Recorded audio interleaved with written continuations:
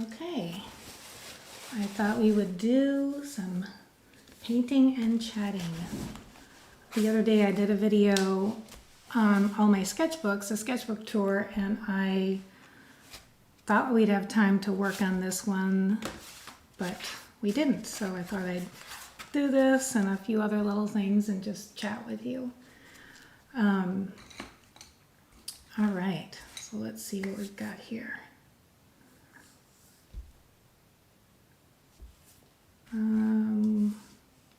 I think I want to do some things to lighten certain parts of this and then maybe some details. So let's start there. Get my brushes ready. These are the Suzanne Allard design brushes, which actually we sold out, but we're doing another run of them. And I think the pre-order email just went out. So I'm trying to think what to do if you want them. You could email customer service at hello@artwithsuzanne.com and tell them that you want the information on the new brushes. There's 10 of them. They say Suzanne Allard design, and they're in a range of sizes. And I designed them. Designed the look and then also the way they're put together. And I love them. I use them for everything. They're synthetic. Yeah, I just want to do I want to lighten some things.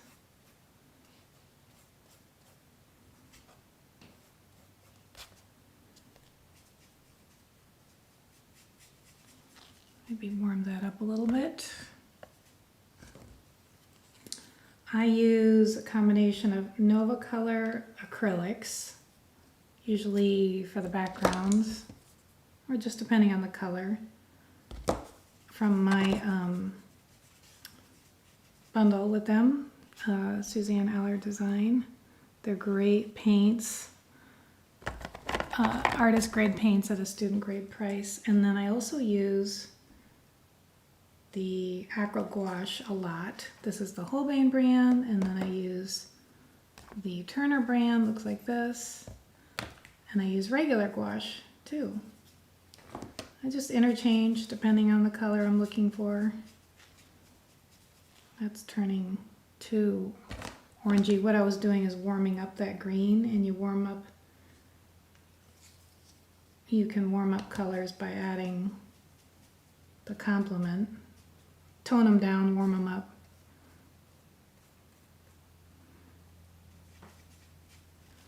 And there are links to all the supplies that I like to use on my website under supplies. Okay. Yeah, I just wanted to soften some of this. It seems that the way I work sometimes is everything kind of goes nuts. And then I have to go back in and select out what the focal point's going to be, push things back or bring things forward. I'm liking this color though, so I think I'm going to put a bit more of it here. And then this darker color needs another layer. What direction do I want to go in? Maybe just a darker version of that. Let's see what happens. That's one of my favorite things to say. Let's see what happens.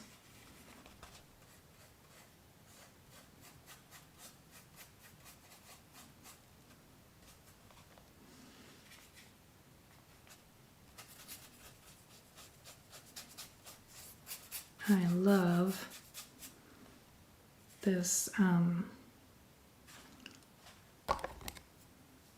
beige. You can make your own beige, but it just takes time because it's basically all the primaries plus white. and I do make different beiges, but I like to have this beige on hand to mix. And I also like it, I talk about this in my free color mixing class actually, which I'll put a link to in the description, but I like to use a warm white to lighten colors up without making them cool. Because I don't know if you know this, but I've probably learned this in the last year or so, that white, when you add white to colors, it cools them down. It's a cool color. And so when I want to lighten something, but I don't want it to cool it, I use a warm white, which is like a beige or ivory sometimes it's called. And you can get so many beautiful shades by just simply adding the warm white to a color. They will be less bright, more subdued, but they're kind of more rich. I'm looking for something to darken this. I don't really use black. Sometimes I use Payne's Gray, but I'm looking to get this a little darker. Oh, that is getting dry. I don't know how that happened since the tube is sealed. I'm looking for something to make that a little more green, to do these darks here. Let's see what else is going on. I am working on, yeah, that's pretty, some new ebooks actually. Well, one in particular on traceables for florals, so that I take bouquets that I've made and I photograph them and then I sketch them, and then I'm gonna put the photo and the sketch in a PDF so that those designs are available for students to practice. And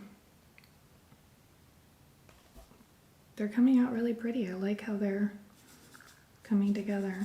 Okay, now I'm just gonna start mixing some more variety of color, maybe doing some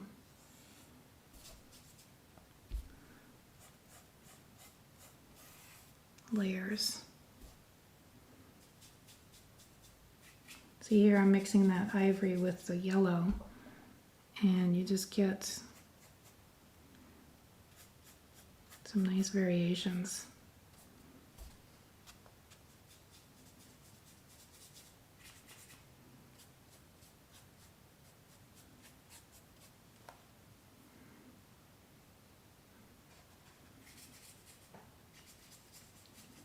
I'm going to tone that down a little bit.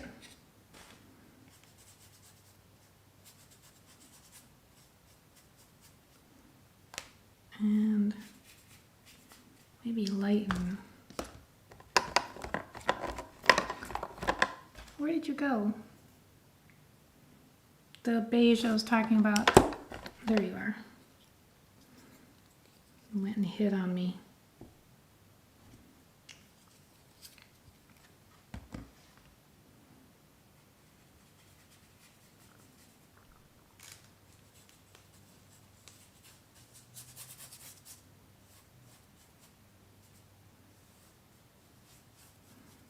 When I'm thinking about composition, I'm wanting to draw the eye in. So I try to make the outsides of these not as exciting as the insides. I want some bright, something fun here. I can do that with oil pastel. I'm going to tone these down just a little, some of them. And then I'm standing back a lot. All right, let's pull out the oil pastels and see. pastel. Oh my God. It is stuck. My oil pastel jar was stuck to the table, and now I'm wondering what in the world spilled under it. It looks like medium. Oh my God, every time I do one of these videos, something funny happens. Oh, I have so much fun painting along with you guys.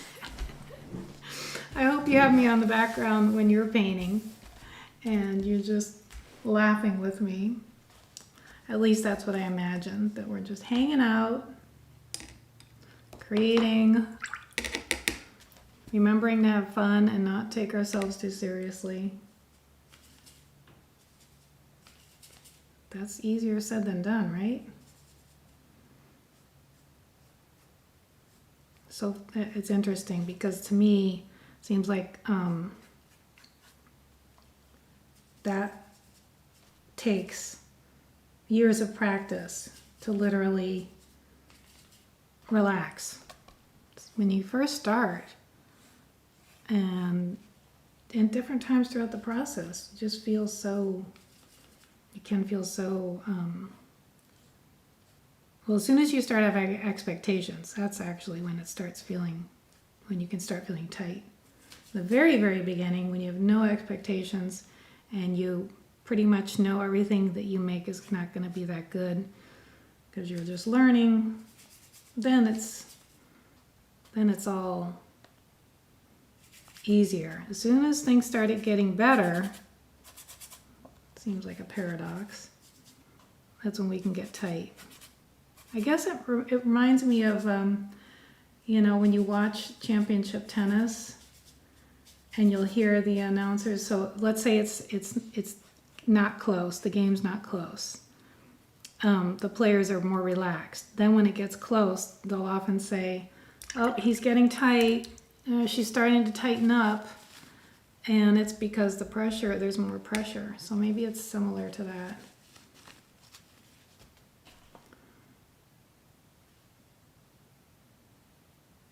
All right, let's switch to oil pastel and see what happens here.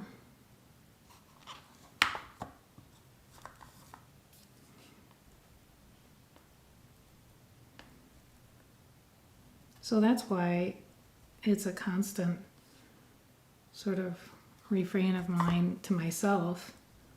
Relax, have fun.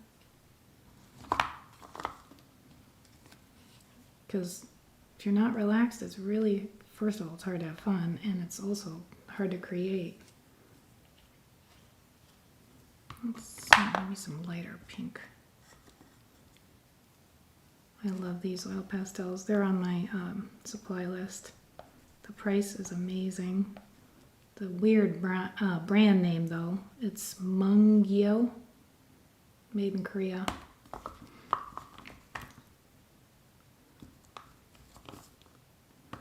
Okay, you can see the colors that I like to use the most are the ones that are most worn down, but I've had these for, I want to say, over 2 years.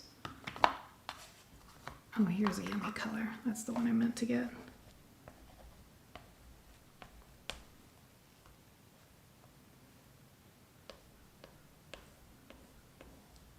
Sometimes you can hardly tell that I've added the oil pastel unless you can see it close up and then you see the texture.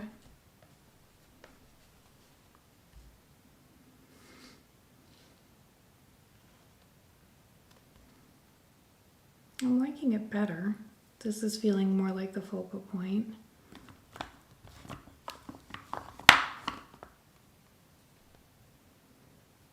I want a little more definition over here. Let's try some pencil stuff.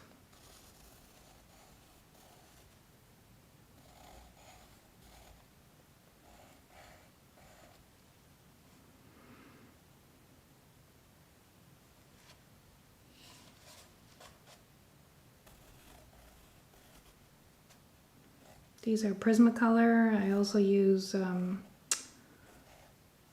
Sonalee. Is that what they are? Or are they Stabilo? I guess they're Stabilo. And lots of different pencils, actually.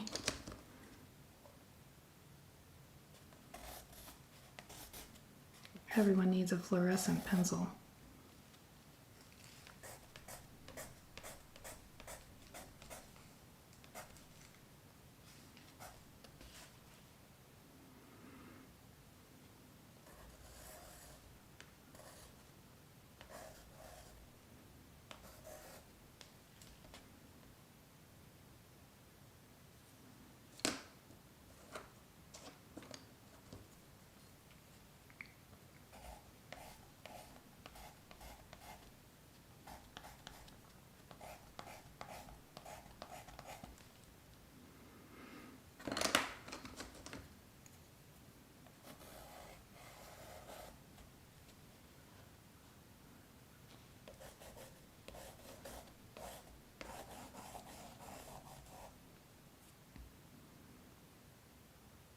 Yeah, I think that's coming to life more. Good place to stop. Because when you say, well, I don't know what else to do, or you just want to give it some rest and leave it open and walk past it a few times. This is the sketchbook that I don't know if I showed it in the recent walkthrough. Probably not, because it's part of some of my other classes and my first sketchbook class, the 31, I like that one, 31 sketchbook paintings. But I'm almost done with it. So I wanted to take it out and at least start something. Let's see, what am I feeling like? Usually I don't have much of a plan, and I'll just put some colors down and start to see what shows up. But I do want to protect, let me get a couple pages to protect these.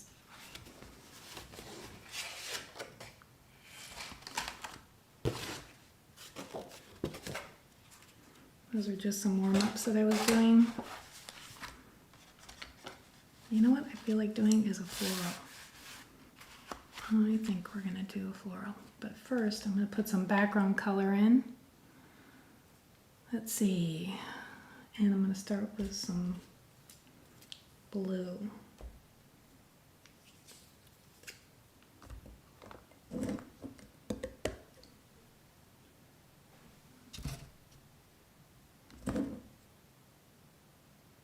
I'm going to grab this white over here.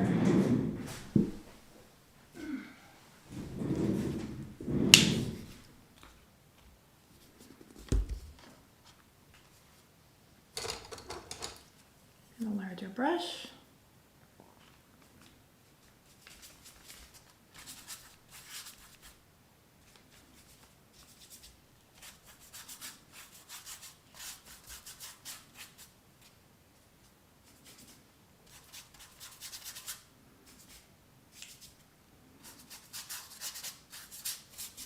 Here in Virginia, it's starting to get cool, beautiful fall weather.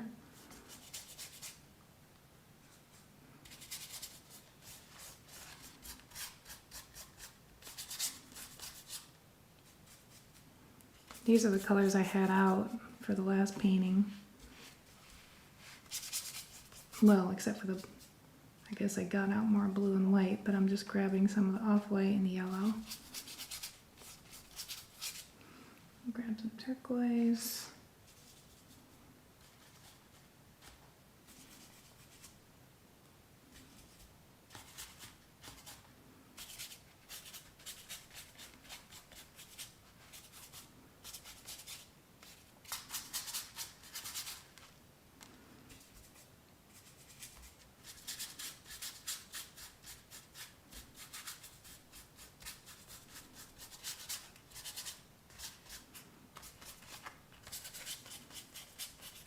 Just putting in some blue that might be shading, who knows.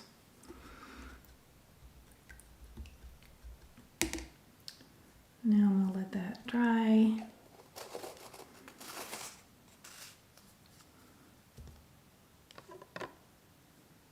and make some pretty warm colors.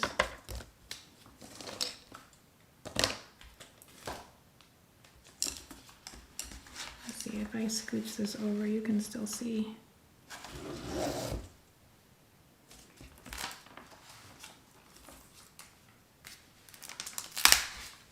Got glue here from all the collage I've been doing, and so things are sticking together.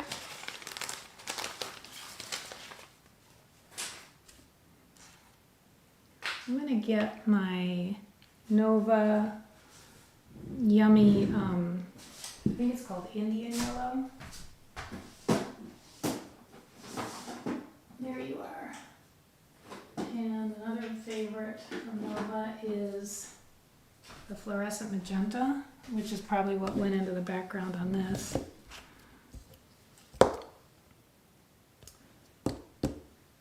And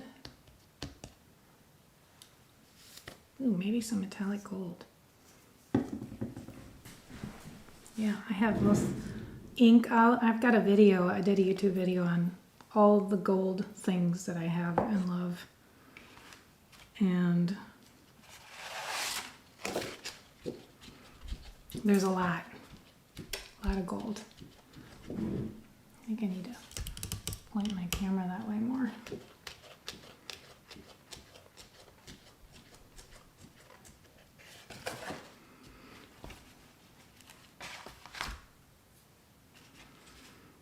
Okay, let's see here. I want a bigger brush. Bigger is better for loose. Yeah, I'll start with this one. And let's get some of that Indian yellow out. Oh, come on. Ah, hold on. Cover your ears. Why are you doing this to me? I guess it's time for me to clean it.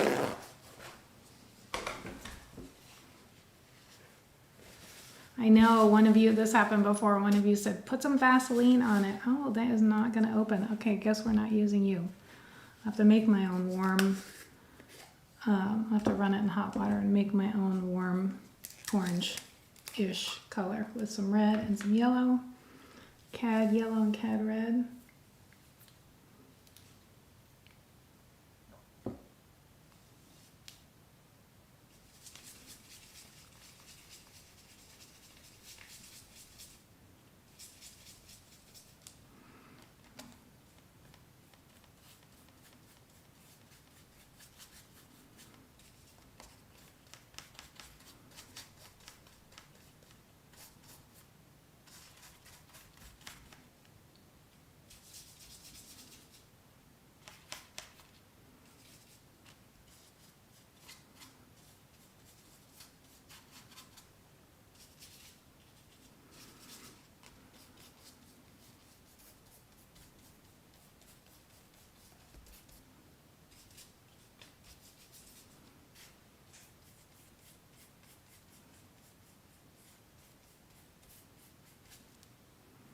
Probably all I have time to do, and just, we got started at least. Because I need this to dry.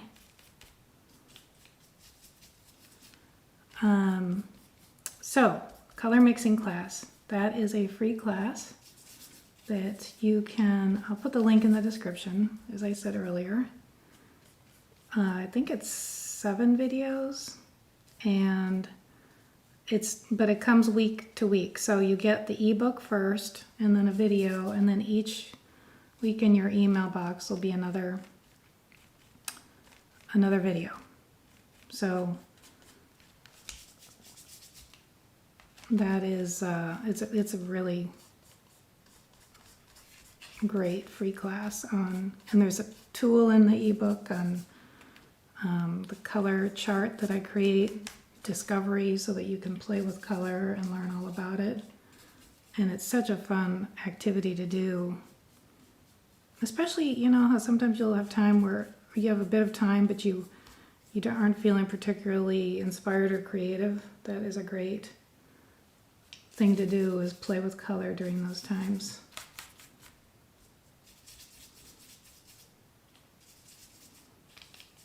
Play with color or just get some supplies out.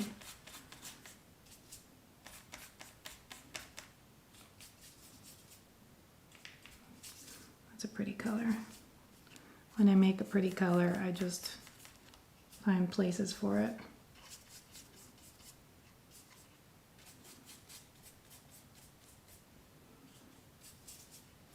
All right, I am going to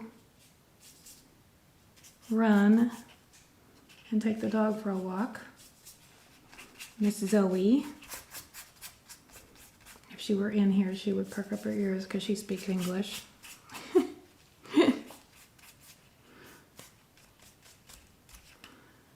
And happy painting. We'll see you next time.